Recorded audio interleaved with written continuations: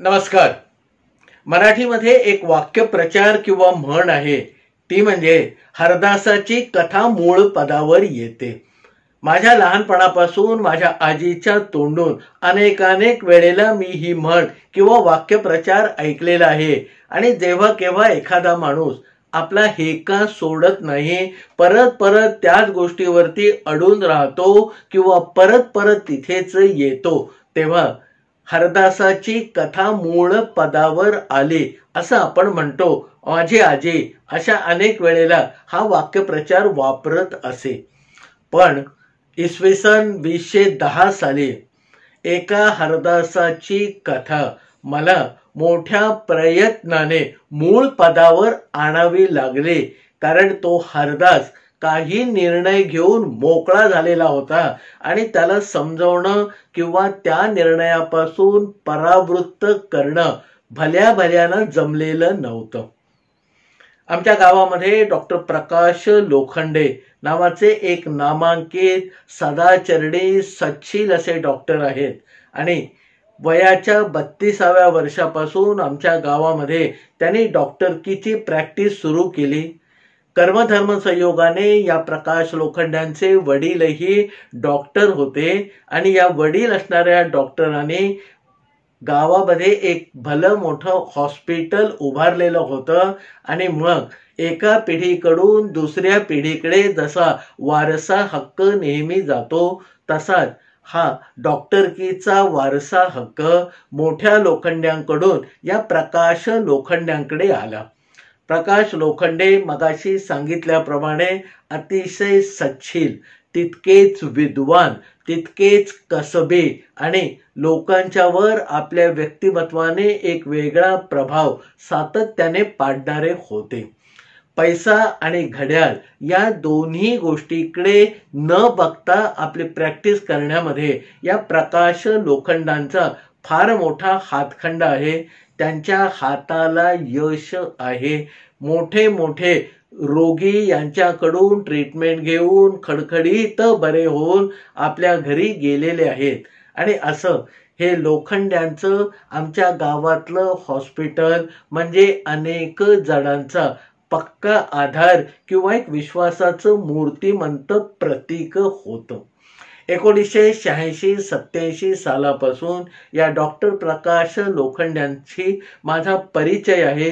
सुरुवातीला जो परिचय होता तो मग घनिष्ठ होत गेला आणि मग माझ्यापेक्षा वयाने जवळजवळ 15-16 वर्ष वडील असूनही आमच्या दोघांमध्ये एक मोकळेपणाचं आणि तितकंच मित्रत्वाचं नातं गेल्या काही वर्षामध्ये निर्माण झालेलं आहे. आता मोठ्या मोठ्या गेलेल्या केसेस या केवळ प्रकाश डॉक्टरांकडे आल्यामुळे आपल्या पायाने ठणठणीत बऱ्या होऊन घरी गेल्या. आणि याची एक कथा तर फारच विलक्षण आहे. या प्रकाश लोखंड्यांचा एक खास मित्र, माझ्यासारखा दुसरा एक मित्र सुशील म्हणून होता. आणि ह्या सुशील औरंगाबादहून आपल्या घरी म्हणजे आमच्या गावी येत असताना आमच्या गावापासून जेमतेम 7-8 किलोमीटरवर त्याच्या गाडीला भयंकर मोठा ॲक्सिडेंट झाला. त्यावेळेला हा सुशील आणि त्याचा मुलगा फक्त दोघे जण गाडीमध्ये होते. त्याचा मुलगा जेमतेम बचावला होता आणि हा सुशील जो गाडी चालवत होता तो जबरदस्त म्हणावा असा जखमी झालेला होता. त्यावेळेला कर्मधर्म संयोगाने सुदैवाने जो वाचलेला या सुशीलचा मुलगा होता विक्रम नावाचा, त्याने तातडीने आपल्या वडिलांना बाहेर काढलं. दुसऱ्या एका गाडीमध्ये घालून आमच्या प्रकाश लोखंडांच्या डॉक्टरांच्या हॉस्पिटलमध्ये तातडीने घेऊन आला. आणि वाटेमधूनच असा सुशीलला ॲक्सिडेंट झालेला आहे आणि मी त्याला घेऊन तुमच्या हॉस्पिटलमध्ये येतो आहे, हे त्या विक्रमने या प्रकाश लोखंड्यांना कळवलेलं होतं.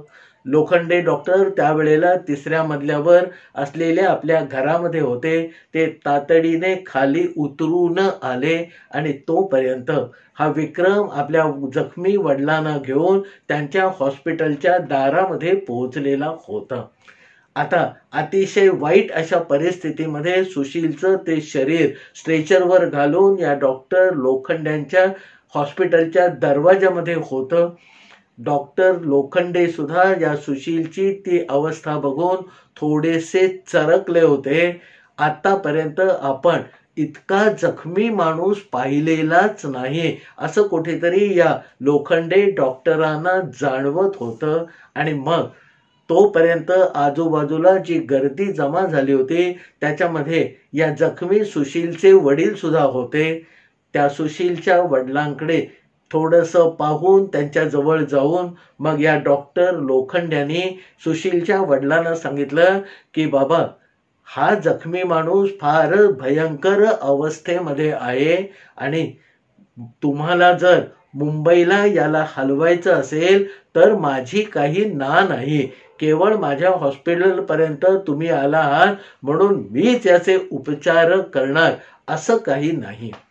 त्यावेळेला या डॉक्टर लोखंड्यांच्यावर गावातल्या लोकांचा किती गाढ विश्वास होता याचे एक प्रतीक तिथे जमलेल्या लोकांना दिसलं.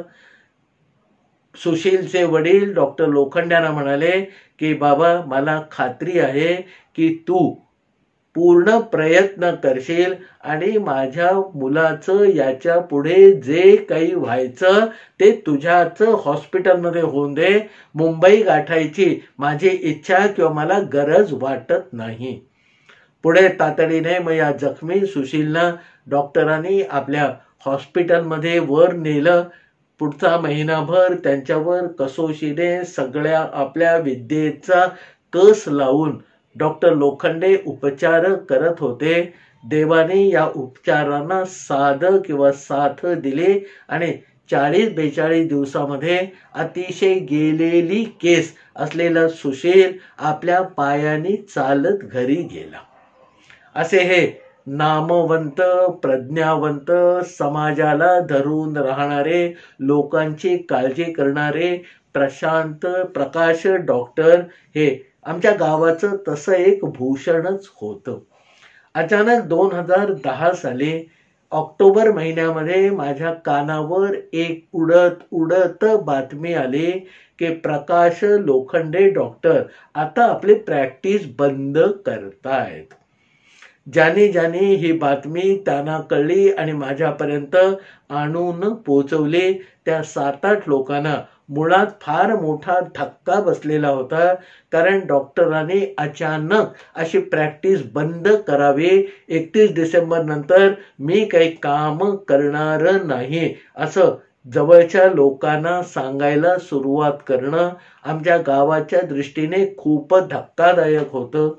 डॉक्टरांचा मुलगा मेडिकलला होता, त्याला यायला अजून 2-4 वर्ष बाकी होती आणि निदान तो येईपर्यंत तरी डॉक्टरांनी वाट बघायला पाहिजे असं जनसामान्यांचं आमच्या गावातल्या सगळ्यांचं मत होतं. माझ्या कानावर बातमी आल्यानंतर माझ्या नेहमीच्या पठडीप्रमाणे मी कोणताही प्रतिसाद दिला नाही आणि शांतपणे आपल्या कामामध्ये मी रमून गेलेला होतो. डॉक्टरांचे आणि माझे संबंध मगाशी सांगितल्याप्रमाणे जिव्हाळ्याचे, मैत्रीचे, घनिष्ठ संबंध होते. पण तरीही आत्ताच्या आत्ता उठून जाऊन डॉक्टरांना माझ्या कानावर असं ऐकलेलं आहे, हे खरं की खोटं, आणि हे खरं असेल तर त्याचं कारण काय असं विचारायची एक हिंमत मला झाली नाही. आणि त्यावेळेला मला तातडीने असं काही करावं अशी गरजही वाटली नाही. तो ऑक्टोबर महिना उलटला. नोव्हेंबर महिन्यातली 11 तारीख आली आणि या 11 नोव्हेंबर 2010ला संध्याकाळी 7-7:30च्या सुमारास माझा मित्र विजय अळवणे याचा मला अचानक फोन आला आणि त्याने सांगितलं की माझ्या वडिलांना छातीमध्ये दुखायला लागलेलं आहे, बहुतेक हार्ट अटॅक आहे आणि म्हणून मी तातडीने माझ्या वडिलांना घेऊन डॉक्टर लोखंड्यांकडे चाललेलो आहे. तुला जर शक्य असेल तर तू तिथे ये, म्हणजे मला तुझी जरा मदत होईल. हा फोन खाली ठेवल्यावर तातडीने मी माझ्या घरातून निघालो. पुढच्या 15-20 मिनिटांमध्ये मी डॉक्टर लोखंड्यांच्या हॉस्पिटलमध्ये पोहोचलो. तोपर्यंत हा विजय अळवणे आपल्या वडिलांना घेऊन हॉस्पिटलमध्ये पोहोचलेला होता. डॉक्टर लोखंड्याने उपचार सुरू केलेले होते. थोड्या वेळाने मग डॉक्टरांनी काय नक्की झालेलं आहे, काय पद्धतीचे उपचार लागतील याची कल्पना मला आणि या विजयला बाहेर येऊन दिली. सिरियस केस आहे, आपण पूर्ण प्रयत्न करू असे एक आश्वासन डॉक्टर लोखंड्यांनी आम्हा दोघांना दिलं. त्याच वेळेला कर्मधर्म संयोगाने या विजयची बायको आणि मुलं माहेरी गेलेली होती आणि त्यामुळे उद्यापासून आपण आपल्या वडिलांची काळजी आणि घरातून जे काही जेवण खावण चहा पाणी लागेल त्याची सोय कशी करायची असा एक यक्ष प्रश्न या विजयला सतावायला लागला. त्याने मला ते सांगितल्यावर मी म्हटलं की बाबा तुझा विचार काय आहे, बाकीचं त्यांचं जे खाणं पाणी असेल ते मला माझ्या घरातून पाठवता येईल, त्याची तू फिकीर करू नको. पण विजयने काळजीचा पुढचा मुद्दा सांगितला की अजून माझ्या बायकोला मी कळवलेलं नाही आणि आता त्यांना हॉस्पिटलमध्ये ॲडमिट केल्यावर कळवणं गरजेचं आहे किंवा भाग आहे. मी त्याला म्हटलं आता ही तुझी बायको किती लांब आहे? तो म्हणाला 40-45 किलोमीटरवर आहे. मी म्हटलं नुसतं तू सांगू नको, आज तुला जर जमत असेल तर रात्रीच्या रात्री तिला घेऊन ये, म्हणजे उद्या सकाळपासून ती घरातून सगळं काम आणि सेवा शुश्रूषेसाठी लागणाऱ्या गोष्टींची तजवीज करायला सुरुवात करेल. आता मला हे सांगणं सोपं होतं आणि त्याच वेळेला विजयच्या चेहऱ्यावर मला अपेक्षित असणारं प्रश्नचिन्ह उमटायला लागल्याचं मला दिसलं. तो म्हणाला की मी जर तिला आणायला गेलो तर रात्री वडिलांकडे कोण बघणार? त्यावर मी सांगितलं की काही हरकत नाही, आज रात्र मी तुझ्या वडिलांबरोबर पूर्ण वेळ राहीन आणि आत्ता जे आवश्यक आहे की तुझ्या बायकोला कळवणं आणि तिला घेऊन येणं, त्या मार्गाला तू लाग. डॉक्टर आपल्या परिचयाचे आहेत आणि आपण दोघे त्यांना चांगले ओळखतो. विजयला माझं हे म्हणणं पटलं आणि तो गाडी घेऊन बायकोला आणायला हॉस्पिटलमधूनच निघून गेलं. मग त्यांना म्हणजे विजयच्या वडिलांना जी एक खोली दिलेली होती त्या खोलीमध्ये त्यांच्या समोर जाऊन मी बसलो. डॉक्टर मधून 2 तासांनी येऊन चौकशी करून जात होते. रात्री त्याने मला विचारलं की केतकर साहेब तुम्हीच थांबणार का? तर मी म्हटलं हो, विजय फॅमिलीला आणायला गेलेला आहे आणि म्हणून आजची रात्र या वडिलांजवळ मीच थांबणार आहे. डॉक्टर 10-10:30च्या सुमारास वर निघून गेले. मी त्या वडिलांची जी सेवा शुश्रूषा होती ती मला जशी जमेल तशी पार पाडीत होतो. त्याच रात्री 12:30 वाजता नर्स एक सलाईन घेऊन आले आणि तिने ते सलाईन डॉक्टरच्या सांगण्याप्रमाणे विजयच्या वडिलांना लावलं आणि सांगितलं की 1 तास हे सलाईन चालेल आणि हे सलाईन संपलं की लगेच आम्हाला कोणाला तरी बोलवा, म्हणजे आम्ही ते काढून ठेवू, त्याच्यावरती हयगय व्हायला नको. मी त्या नर्सना सांगितलं की मी जागाच राहणार आहे, त्यामुळे 1 तासाने हे सलाईन संपलं की मी तुम्हाला कळवेल, त्याच्याबद्दल तुम्ही काही काळजी करू नका, मी लगेच तुम्हाला कळवेल. ती नर्स निघून गेल्यानंतर मी शांतपणे मांडी घालून त्यांच्यामध्ये जे दुसरं बाकडं टाकलेलं होतं खोलीमध्ये त्याच्यामध्ये बसून राहिलो. सलाईनवर लक्ष ठेवण्यासाठी खोलीतला जो दिवा होता तो चालूच होता.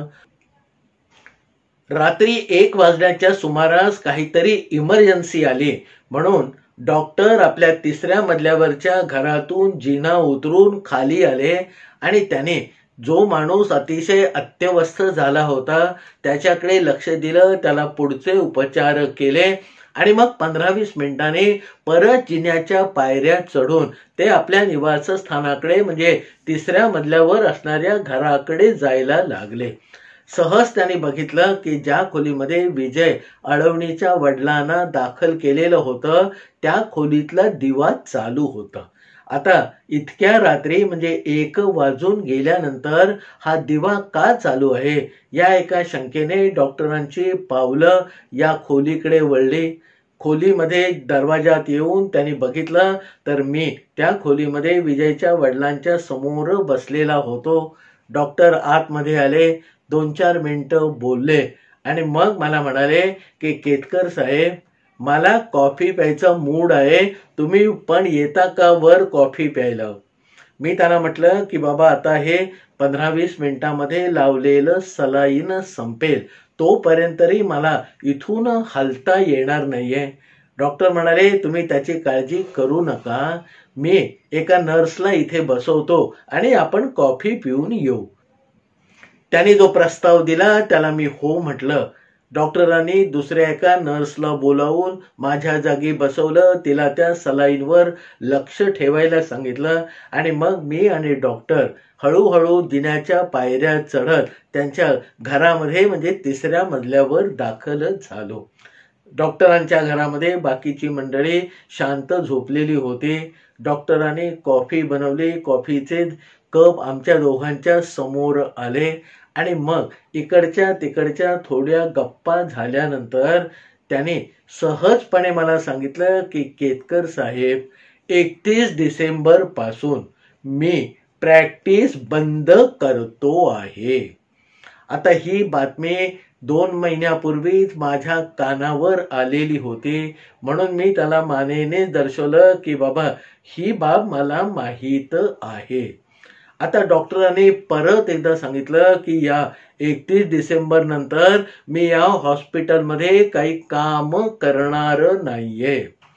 आता एकदा सांगितलेली गोष्ट या डॉक्टरांनी परत ज्या स्वरामध्ये सांगितली त्या स्वरामध्ये मला काहीतरी वेगळेपण जाणवलं आणि म्हणून थोडं चिकित्सक नजरेने मी या डॉक्टरांकडे बघायला लागलो. आता परत एकदा ते सांगणार असं मला वाटल्यानंतर मी डॉक्टरांना म्हणालो की 1.5 महिन्यापूर्वीच माझ्या कानावर ही बातमी उडत उडत आलेली आहे आणि माझा असा प्रांजळ मत किंवा विचार आहे, आपण विचारी आहात, समजदार आहात आणि जो काही निर्णय आपण घेतलेला असेल तो विचारपूर्वक घेतलेला असेल आणि त्यामुळे तुमच्या त्या निर्णयामध्ये काहीतरी उगाच ढवळाढवळ करावी असं मला वाटलं नाही आणि म्हणून मी ही माहिती मला मिळाली तरी माझ्या घरी स्वस्थ होतो. आता एवढं माझ्या बाजूने मी सगळं सांगितल्यानंतरही डॉक्टरांच्या चेहऱ्यावरची चलबिचल काही कमी झाल्याचं मला दिसेना आणि म्हणून थोडा वेळ गेल्यानंतर तसंच शांत राहावं असा विचार करून मी कॉफी पीत होतो. मग डॉक्टर मला म्हणाले की तुमचं काय मत आहे? मी त्यांना म्हटलं की 2 मिनिटापूर्वीच माझं जे मत आहे ते मी आपल्याला सांगितलेलं आहे की मला खात्री आहे की हा निर्णय आपण विचारपूर्वक घेतलेला आहे. त्यावर डॉक्टर पुन्हा एकदा चलबिचलच्या अवस्थेमध्ये गेले आणि मग माझ्याकडे सरकून म्हणाले की केतकर साहेब, अनेकांना मी आत्तापर्यंत हे सांगितलं, अनेकांनी मला येऊन समजावलं, पण एक सांगू का? आता एक सांगू का हे म्हटल्यावर मी कान थोडे टवकारले आणि असं काय सांगतात या एका अवस्थेमध्ये मीही त्यांच्याकडे थोडासा सरकलो. डॉक्टर म्हणाले की मी तुमच्या घरी येऊन तुमचं मत एकदा याच्यावर जाणून घेणार होतो, पण आज अनायसे तुम्हीच हॉस्पिटलमध्ये आलात आणि आत्ता रात्री निवांत वेळ असताना आपला हा चर्चेला विषय आला. आता डॉक्टरांच्या मनामध्ये काहीतरी किंतु परंतु आहे हे मला जाणवत होतं, पण मगाशी माझे सगळे पत्ते उघडे करून मी मोकळा झालेला होतो.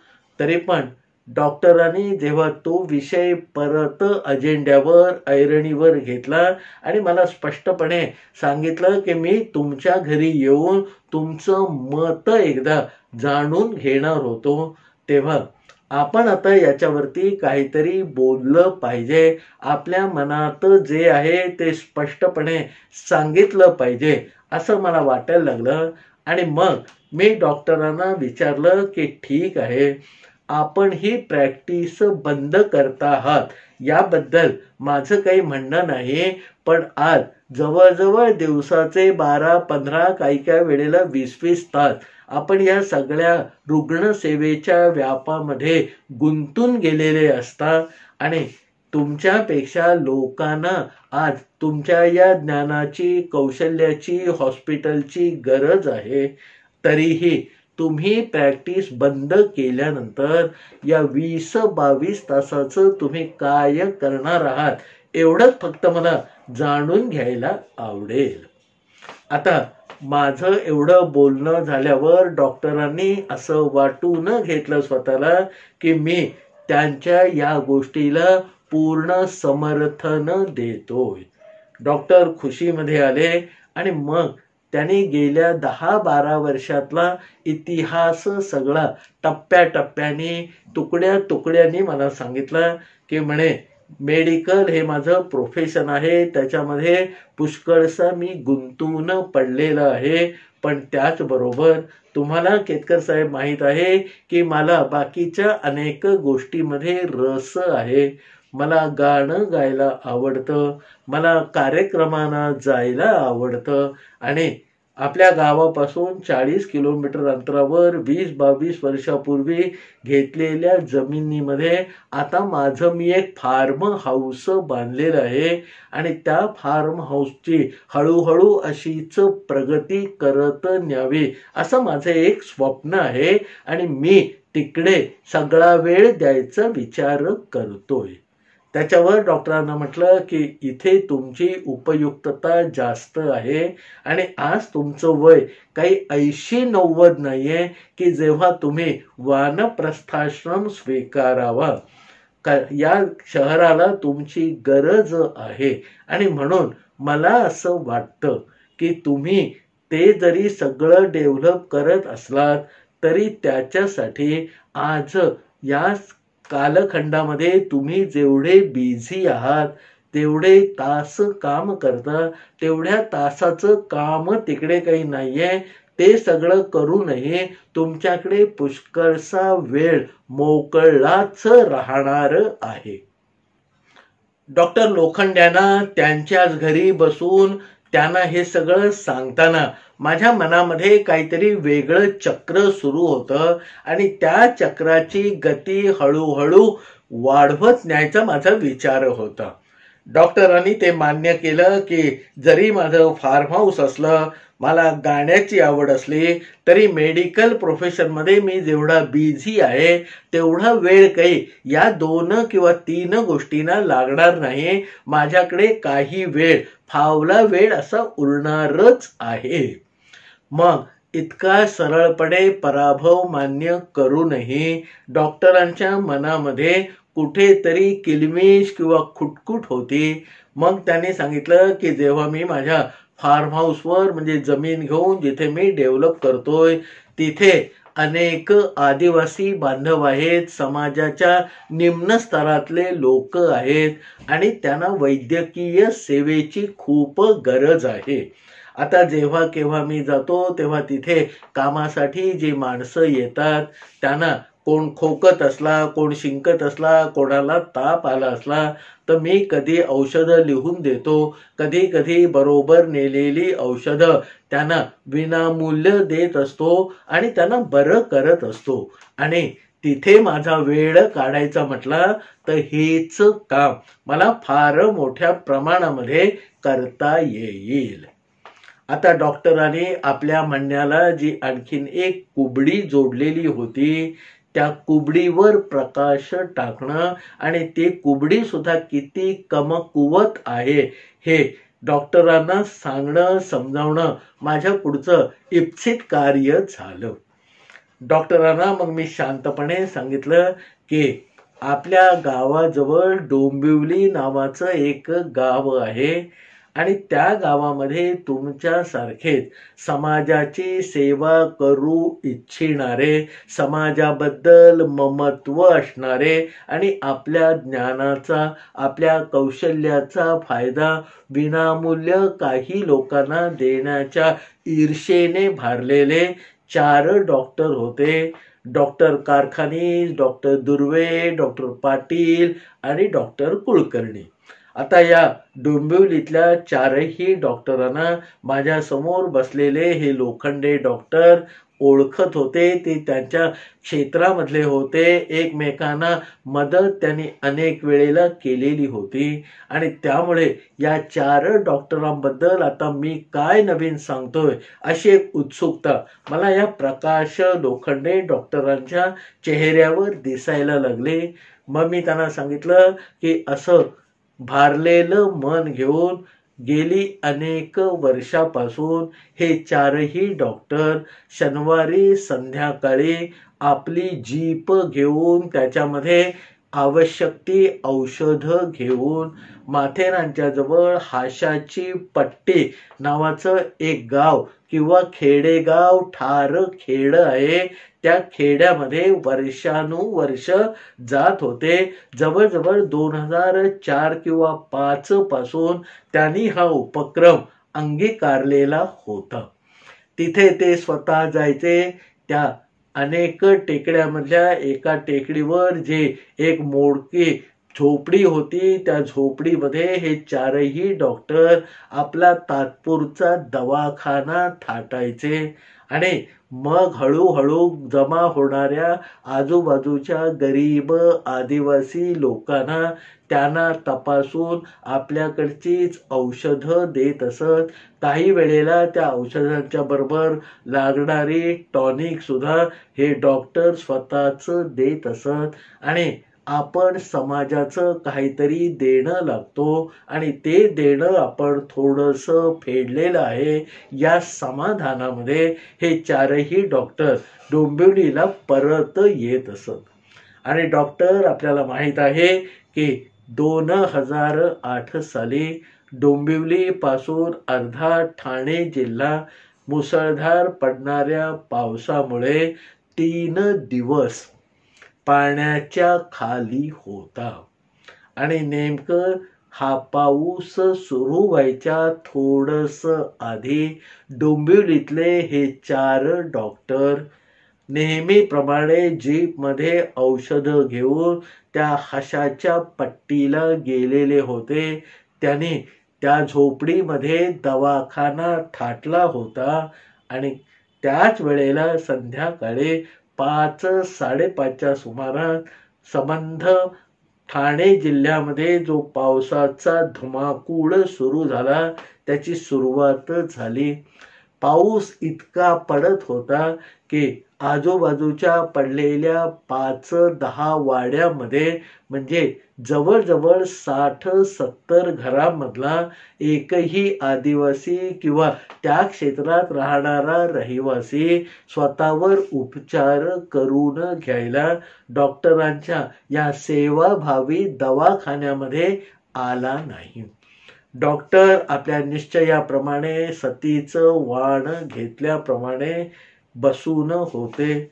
पावसाने मांडलेला कहर खूपच जास्त झाला आणि डॉक्टरांची झोपडी वजा दवाखाना ज्या छोट्याशा टेकाडावर होता त्या टेकाड्याला 4ही बाजूने पुढच्या 1.5 तासामध्ये पाण्याने वेढा घातला आणि डॉक्टरांना त्या पाण्यात उतरून परत घरी जाण्याची कोणतीही शक्यता उरली नाही. पाऊस रात्रभर कोसळलेला होता. आजूबाजूच्या सगळ्या पाड्यावर जी घरं होती तिथे मिणमिणते का होईना दिवे लागलेले डॉक्टरांना दिसत होते. डॉक्टर बसलेली ती झोपडी यथातथाच होती. 4ही बाजूने गळणाऱ्या त्या पाण्यामुळे सगळे डॉक्टर 1.5 तासामध्ये चिंब ओले झाले. रात्रीचा एक प्रहर उलटत गेला. दुसऱ्या दिवशी सकाळ झाली. डॉक्टर त्याच अवस्थेमध्ये तिथेच बसलेले होते. पाणी उतरायचं नाव घेत नव्हतं. दुपार झाली. दुसऱ्या दिवशी 3:30-4 वाजता पावसाने जराशी उघडीप दिली आणि पाणी मग झपाट्याने ओसरायला लागलं. पाणी पुरेसं ओसरल्यानंतर आपलं चंबू गबाळ गुंडाळून हे चारही डॉक्टर त्या टेकडावरनं खाली उतरले. कशी बशी आपली गाडी सुरू करून परत आपल्या घरी आले. या एकंदर 24, 25, 26 तासामध्ये ज्या आजूबाजूच्या लोकांनी गेली अनेक वर्ष विनामूल्य या डॉक्टरांकडून उपचार करून घेतले होते, आज डॉक्टर इथे आलेले आहेत हे सगळ्या गाव पाड्याला माहीत होतं. पण त्यापैकी एकाही माणसाने डॉक्टरांसाठी चहा, पाणी, जेवण काहीही पाठवलं नाही. डॉक्टर तिथे भिजत आहेत हे माहीत असूनही आजूबाजूच्या झोपड्यातला एकही प्राणी पोहत किंवा पोहरा घेऊन किंवा हाकारे टाकत डॉक्टरांपर्यंत पोहोचला नाही.